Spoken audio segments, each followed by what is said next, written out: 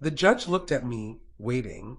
On one side of the courtroom stood Mark, the boy I raised since he was 10, pale and defeated.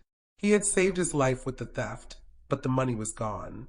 On the other side stood Sarah, my biological daughter, tears streaming down her face, knowing that filing these charges was the only way to save her future. The truth is, I love them both, but I can't save both. In that moment, I realized I wasn't just a mother. I was the judge in the worst case of my life. And whatever I chose next would destroy one of my children forever. Before we begin this impossible story, please take a moment to like, comment, and share this video. Your participation is the only thing that can guide my choice. I've always felt like a person living in two separate, equally loved worlds. On one side, there is Sarah, my biological daughter, who arrived in this world with a plan already etched onto her tiny face. Sarah is ambition personified, driven, fiercely intelligent, and dedicated to building a perfect life. She's the daughter who calls every Sunday, remembers my dentist appointments, and has never, in her 32 years, asked for anything she hadn't already earned herself. She was on the cusp of realizing a decade-long dream, opening her own specialized bakery and cafe, a space she'd spent 3 years planning down to the last antique tile. On the other side, there is Mark, my foster son. Mark came to me when he was 10, silent and skinny, smelling faintly of the streets. He was chaos, fear, and unconditional loyalty all wrapped up in a teenager's frame. He never quite mastered the art of the plan. He scraped by in college, worked multiple jobs, and poured his energy into people rather than projects. He's the son who shows up unannounced with my favorite takeout when I've had a bad day, the one who rebuilt my fence after a storm, the one who loves deeply but struggles to stay afloat. He's my heart worn on my sleeve. For years, I worked 2 jobs, squirreling away money into a high-interest retirement account. I managed to save exactly $80,000. It wasn't a fortune, but it was my safety net. And it was their future. I had been transparent with both children. $40,000 was strictly for my retirement cushion, and the other $40,000 was Sarah's seed money. She knew exactly when she could access it, the moment she signed her final commercial lease. This was her golden ticket, the non-negotiable capital that she had structured her entire business loan around. Mark knew this too. We had a family meeting about it last Christmas, celebrating Sarah's impending success. I even showed them the bank statement detailing exactly which funds were for what. Life was structured, stable, and full of hope. I had my ambitious daughter about to launch her empire, and my good-hearted son finally starting to find his footing in a steady, though low-paying, job. My role as a mother was almost complete. I could finally rest, knowing they were both set. That peace lasted until Tuesday morning. Sarah called, breathless and excited. "Mom, I'm signing the lease on Friday. It's all final. Can you send the $40,000 this afternoon? The bank needs proof of funds for the wire tomorrow morning." My stomach tightened, but I smiled. "Of course, sweetheart. I'll send you the details right now." I logged into my online banking portal, feeling the familiar mix of pride and relief. This was it. The moment I would transfer the first half of my savings to Sarah. I clicked on the account details, ready to initiate the transfer.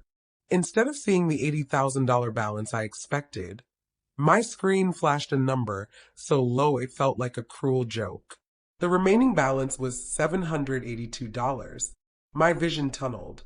The pride, the relief, the future, it all dissolved into a single, terrifying word: stolen. I frantically scrolled through the transaction history. There was one large, untraceable international wire transfer dated Sunday night for exactly $79,218. Only 3 people knew that account existed. Only one of them was desperate enough to take it all. I dropped my phone. I knew, with a certainty that crushed my lungs, that Mark was the culprit. And the clock was now ticking not just for Sarah's dream, but for both of their lives. My hands were shaking so violently I couldn't pick up the phone. It vibrated on the carpet, Sarah's name flashing repeatedly. She was waiting for the confirmation, waiting for me to send the first half of her future, and all I could offer was the cold, hard fact of an empty bank account. I finally grabbed the device, silencing the call. I couldn't talk to her yet. I couldn't lie. But I certainly couldn't tell her the truth. Not when I couldn't even process the extent of the disaster myself. I forced myself back to the laptop, my eyes blurring as I reread the transaction line. Wire transfer. International. $79,218. The remaining $782 must have been a small transaction I forgot about. The theft was calculated, precise, and total. They didn't take the money. They took my life raft and Sarah's launching pad. It was Tuesday. The lease signing was Friday. 3 days. I called the bank immediately, my voice a ragged whisper. The automated menus felt like an endless labyrinth designed to punish urgency. When a fraud specialist finally came on the line, a woman named Denise, whose tone was annoyingly calm, I spilled the entire story, the details of my savings, Mark's potential desperation, Sarah's immovable deadline, and the massive international wire. Denise listened patiently, then delivered the first true blow. Ma'am, because this was a wire transfer and specifically an international one, we have very limited recourse. We can initiate a recall, but that can take weeks, even months, and honestly, the success rate is low. It's almost certainly gone. My chest tightened, a familiar pressure of dread and fear. No, you don't understand. I know who took it. My son, Mark. I need to press charges. Isn't that how you get the money back through insurance? Denise paused. If you file a formal police report and cooperate fully to press charges for felony theft, then yes, your account protection features often kick in faster to cover the loss while the criminal case is pending. This is classified as a fraud loss. But if you do that, you are committing to a felony prosecution of the individual involved. The words hung in the air, felony prosecution. I was staring at two opposing, non-negotiable cliffs. If I filed the charges, I activated the process that might get the funds recovered by Friday, saving Sarah's business. But it ensured Mark, the boy I raised, would be arrested and put through the criminal justice system. If I didn't file the charges, if I waited for a miracle, Mark was safe, but Sarah would lose her lease, forfeit her substantial deposit, and the sheer timing meant this golden opportunity, her perfect location, her pre-booked contracts, would vanish forever. I finally called Sarah back. I couldn't bring myself to say the money was gone. I stammered something about a temporary banking hold and an IT issue that required 3 days to clear up. Sarah, ever the pragmatist, immediately panicked. Mom, you don't understand. If I don't show proof of the wire tomorrow, the landlord can legally pull the plug. They have a backup tenant ready. Mom, this isn't just a delay. This is the end of everything. Her voice cracked, a sound I rarely heard, and it tore me apart. That $40,000 wasn't just savings, Mom. It's the only thing keeping the whole loan from collapsing. Everything hinges on Friday. I ended the call, promising her I would solve it by morning. I hung up and stared at the dark screen, knowing the solution was terrifyingly simple. I had to choose which child to save. I had to choose which one I could live with hurting. The fraud report form was sitting on my desk, the key to Sarah's survival. All I had to do was sign it, send my foster son to prison, and end my own peace forever. But first I had to find Mark. The silence of the apartment was screaming his name. I knew exactly where Mark would go. He always retreated to the same place when he was terrified or ashamed. The old boathouse dock by the creek, a place we used to fish when he was small. It was a 20-minute drive, and every mile felt like an eternity. I was no longer a mother seeking to understand. I was an investigator tracking down a thief, and the cognitive dissonance was unbearable. I parked the car, the engine ticking, and saw him sitting there, his back to me, shoulders slumped under the heavy weight of the world he had just broken. Mark, I said, my voice thin, ruined by the suppressed hysteria of the morning. He didn't turn around. He just said, "I know, Mom." His voice was hoarse, hollow. "I know everything." I walked toward him, the gravel crunching under my shoes. When I reached the edge of the dock, I didn't sit. I couldn't. "Mark, why? Why did you take everything? You knew that half of that money was Sarah's future. You knew it was my last defense." The betrayal burned hotter than the fear for Sarah. He finally turned, and the sight of his face stopped my breath. He wasn't defiant or remorseful in the way a person is after a mistake. He looked like a statue carved from ash. His eyes were deeply sunken, his skin sallow, and there was a tremor running through his hands that had nothing to do with shame. "I didn't take it for drugs, Mom," he whispered, tears finally falling, silent and steady. "I took it to live." I sank onto the dock next to him. "What are you talking about?" "Live. You have a job, Mark. You have a steady life."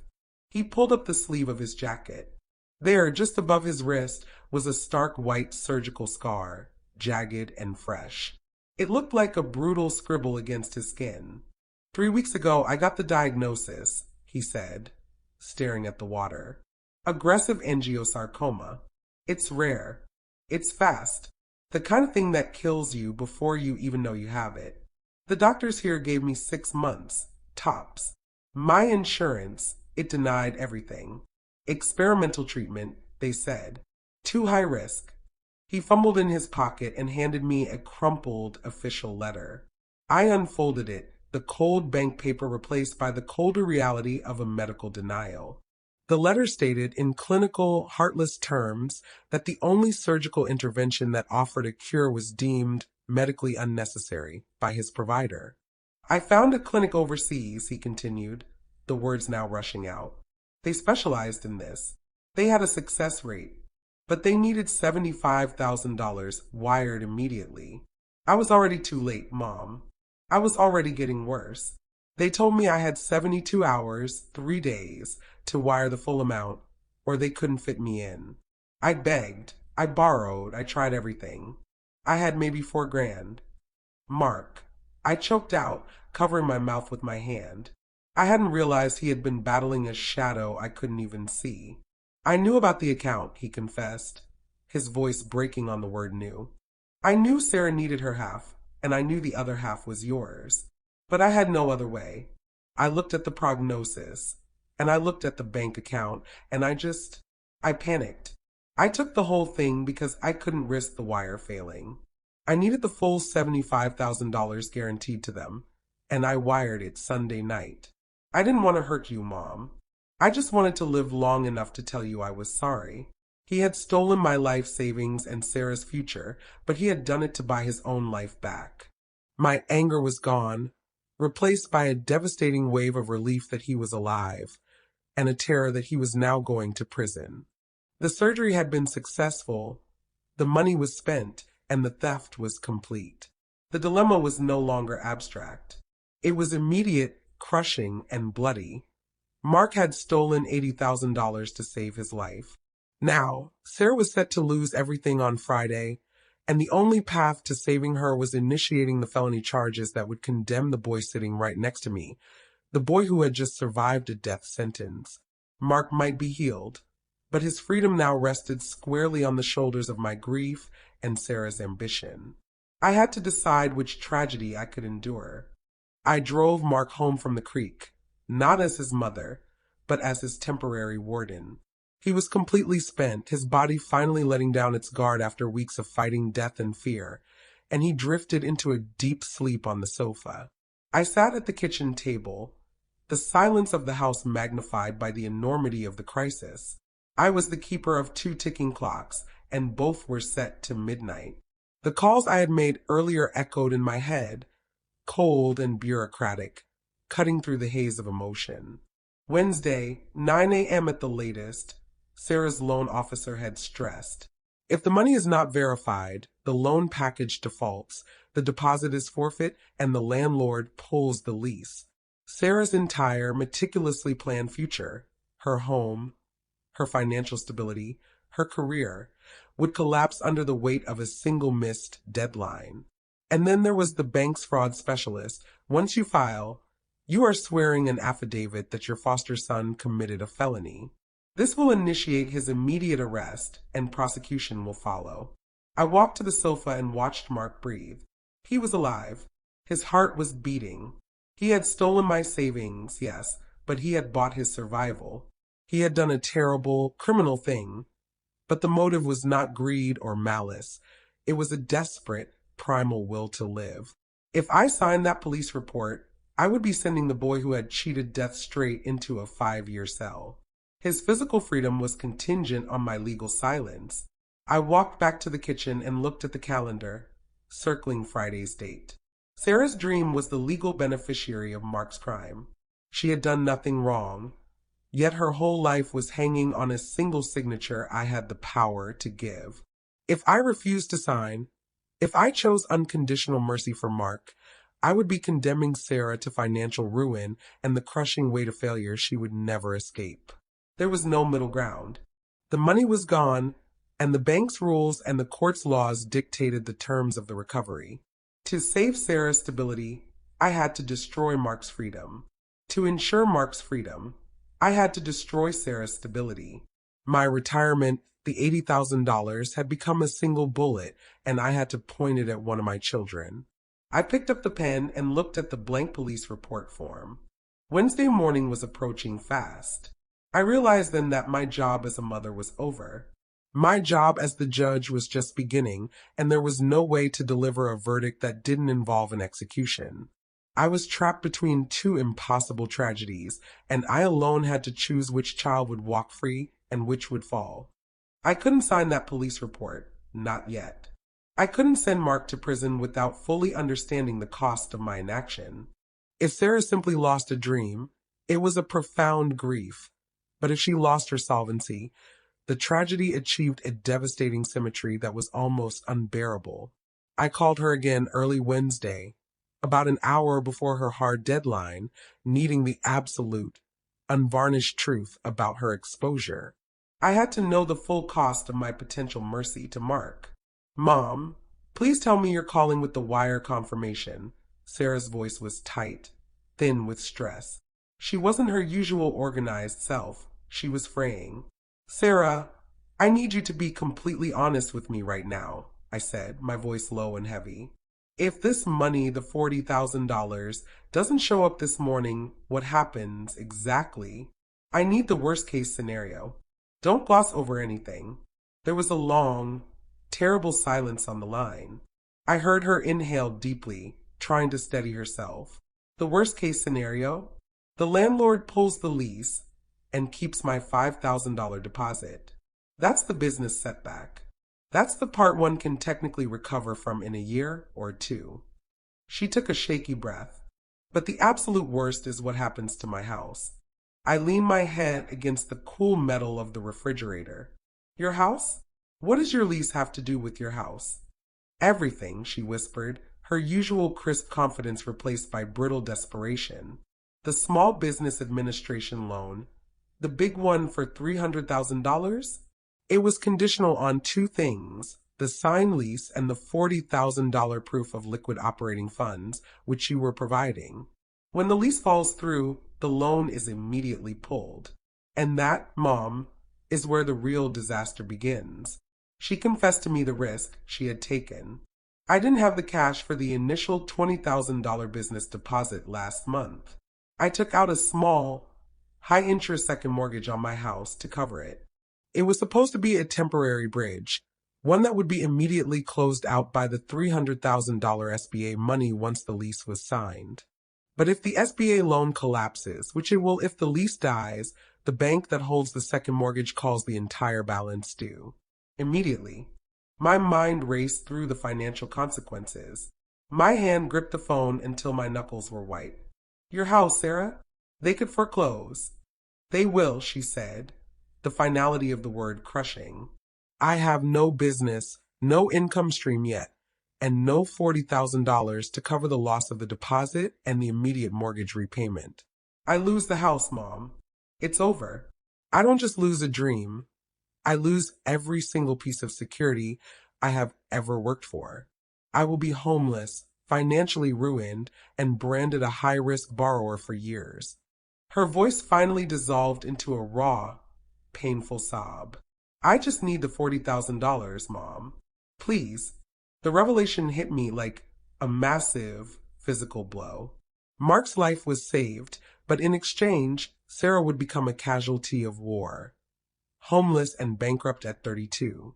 It wasn't just a loss of ambition, it was the loss of solvency, dignity, and personal safety.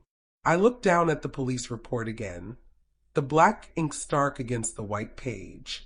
It was now horribly clear.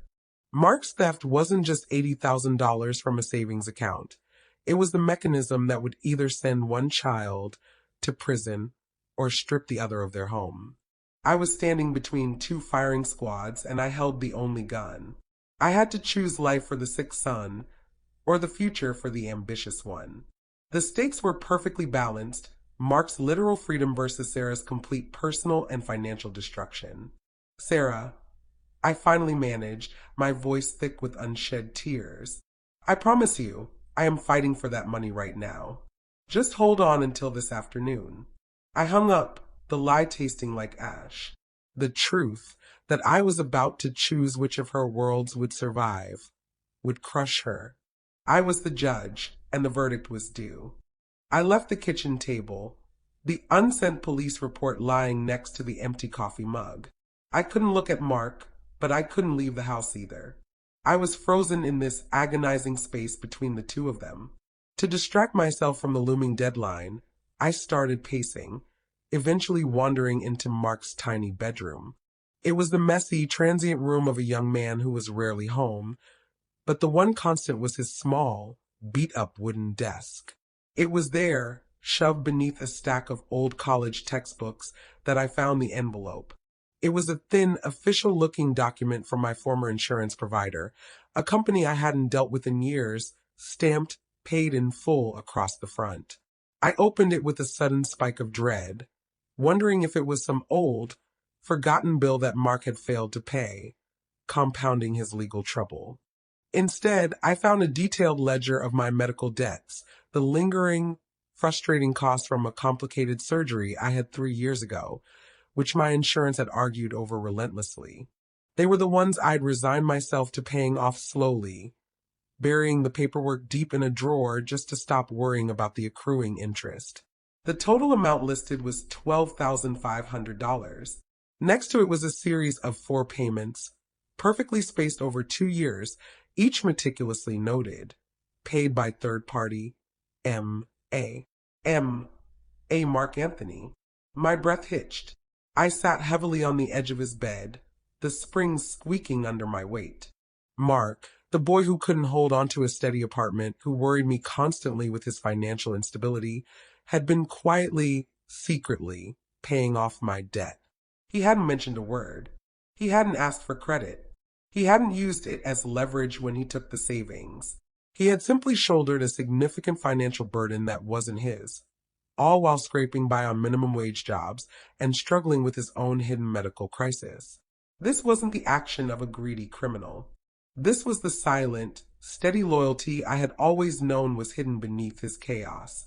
The theft was a desperate act of self-preservation, but his previous actions were a demonstration of pure, selfless love. He wasn't a monster who had suddenly decided to steal. He was a good boy who, when faced with a gun to his head, had made a terrible, illegal choice. The discovery twisted the moral compass in my hand. Before, the choice was between the innocent, striving Sarah and the desperate, criminal Mark. Now, the comparison was far more complex. Sarah's fate rested on a promise of future business success, a dream built on risk. Mark's fate rested on his present survival and his past sacrifice. How could I condemn the son who had been secretly looking out for me when I was struggling, even if that son had now stolen my retirement? I remembered a conversation from a few months ago. He'd shown up with an expensive new set of tires for my old sedan, claiming he got a great deal from a friend. I had chastised him for spending money he didn't have.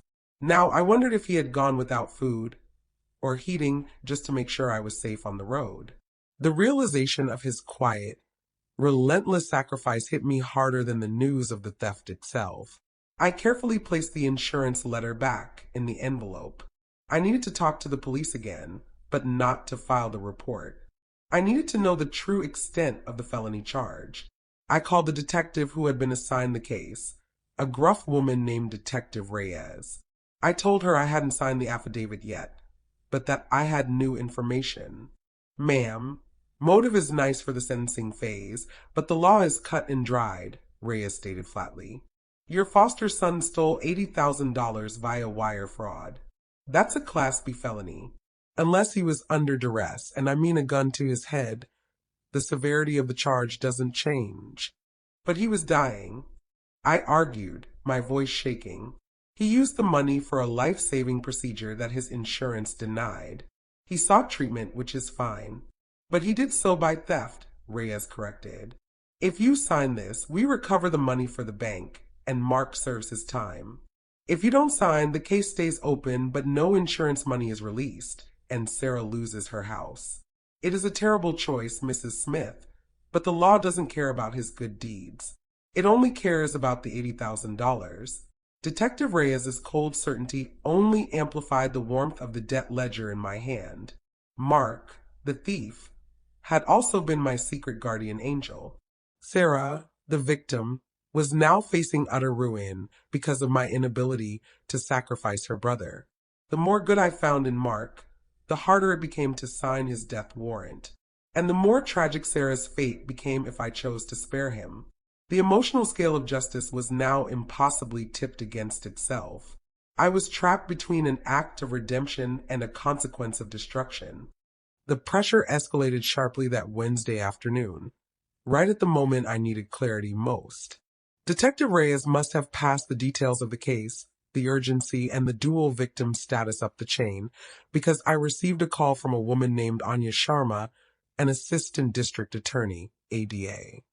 She cut through the pleasantries with chilling efficiency. Mrs. Smith, I'm calling you as a courtesy.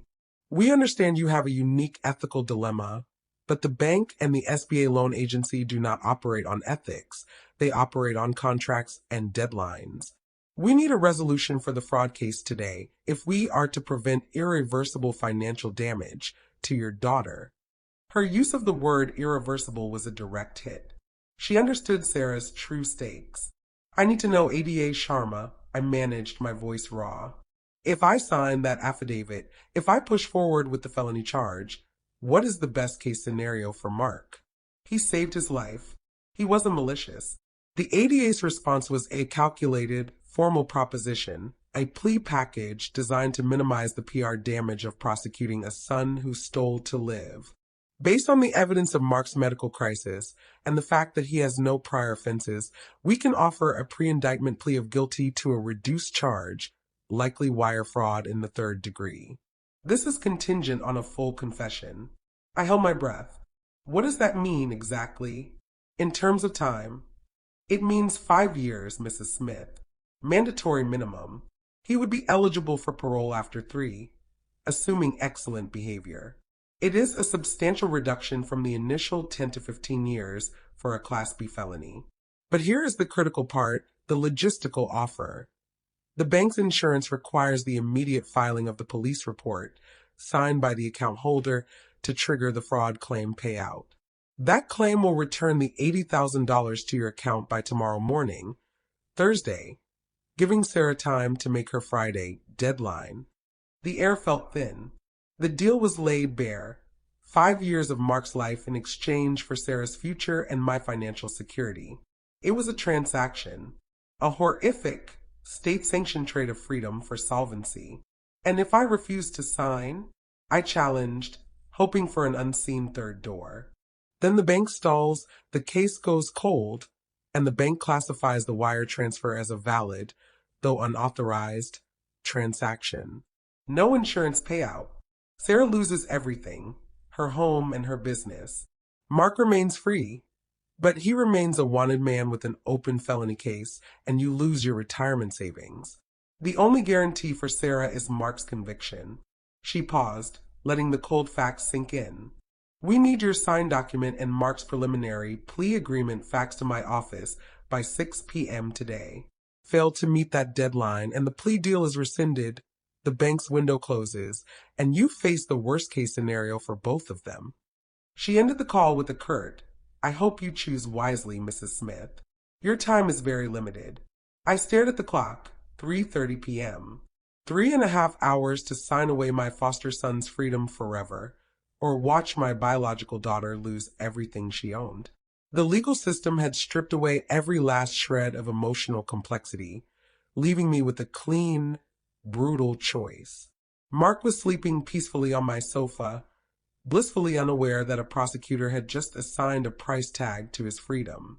I was back at the kitchen table, the two identical piles of paperwork, Mark's confession and the police report, waiting for the single stroke of my pen. I was no longer fighting for $80,000. I was fighting with the weight of 2 human lives, and the clock was ticking down to 0. The burden was suffocating. The time on the clock was moving, but my body wasn't. It was 4:15 p.m., and the 6 p.m. deadline loomed like a thunderhead over my small kitchen table. The silence of the house was a mocking echo of the prosecutor's cold, rational ultimatum. 5 years of Mark's freedom for the salvation of Sarah's career and home. I tried to mentally construct the two futures, but both visions were shattered and incomplete. If I chose Sarah, if I signed the papers and secured the insurance payout, I would watch my foster son wake up only to be shackled. His life was just saved by a miracle surgery, only to be immediately extinguished by a legal system that didn't care about his motive. How could I face Mark after that? How could I tell him, "I am grateful you paid off my medical debt, but I'm choosing my daughter's second mortgage over your life outside a cell"? The image of his face, the realization of his betrayal, would haunt every single one of Sarah's successful bakery launches. I would have sacrificed a good man who made a terrible, life-saving choice for a woman whose ruin, while devastating, was partially built on her own aggressive financial risk-taking. But then I thought of Sarah. She had played by the rules. She had planned meticulously. She hadn't asked for handouts, only the promise I had willingly given her. Her current disaster was a direct consequence of a crime committed against me, yet she was the one facing foreclosure and professional ruin. If I chose Mark, if I let the clock run out, I would watch my biological daughter lose her house, her business, and her dignity, all because of my inability to sacrifice her brother. Would she ever forgive me? Would she even speak to me again? The loss would not be just financial. It would tear the very fabric of our family apart, leaving me with one son in the world, living under the permanent shadow of felony charges, and one daughter estranged and destitute. The memory of the ledger Mark used to pay my medical bills flashed in my mind, a selfless act of protection. The crushing weight of Sarah's second mortgage and her brittle sobs rang in my ears, a desperate plea for help. There was no innocent party left. There was only a choice between two equally horrific losses. Mark's act was criminal, but the consequence was pure redemption. Sarah's demand was legal, but the alternative was pure destruction. I looked at the documents again. The police report, the plea deal. I didn't see paper anymore. I saw a scale of justice, and it was perfectly, agonizingly balanced. My heart wanted to save the good boy who stole to live. My head knew I had a legal and moral obligation to save the future of the daughter, who was legally innocent. I could not be both mother and judge. The mother in me would burn the papers and hug them both. The judge in me knew that inaction was a decision itself, a choice to destroy Sarah. The burden was too heavy. I pushed the papers away, standing up so abruptly the chair scraped back across the floor. I walked to the window, watching the afternoon sun stretch thin across the yard. I had all the facts, all the evidence, and all the motive laid bare. Yet I couldn't move. I had no precedent for this, no guidebook for trading a child's freedom for another child's solvency. I realized I couldn't make this choice in silence. I needed the world to look at this unbearable weight and tell me where the line of morality truly lies. I needed to know once and for all, is Mark's freedom more valuable than Sarah's financial survival, or is the law absolute, regardless of the cause? It is 4:45 p.m. now. I have less than 90 minutes to make the call that will decide which one of my children I destroy. I have reread every document, weighed every consequence, and I am still standing in the middle of my kitchen, paralyzed by the enormity of this impossible choice. The police report is cold, hard fact. Mark's medical records are hot, desperate justification. I cannot reconcile the two. I am pleading with you, the listener, the anonymous jury in the court of my motherhood, because I have failed as a judge and I cannot be their executioner. I need you to look at the facts not as a mother, but as a moral arbitrator. Strip away the tears and the loyalty and tell me what the only right decision is. On one side, we have Sarah. She is innocent of all wrongdoing. She risked her house on a loan structure that required my money, a promise I made her. If I choose to be merciful to Mark and let the 6 p.m. deadline pass, Sarah loses her business, her deposit, and the immediate call on her second mortgage will render her homeless and financially destroyed. Her punishment for an act she didn't commit is total ruin.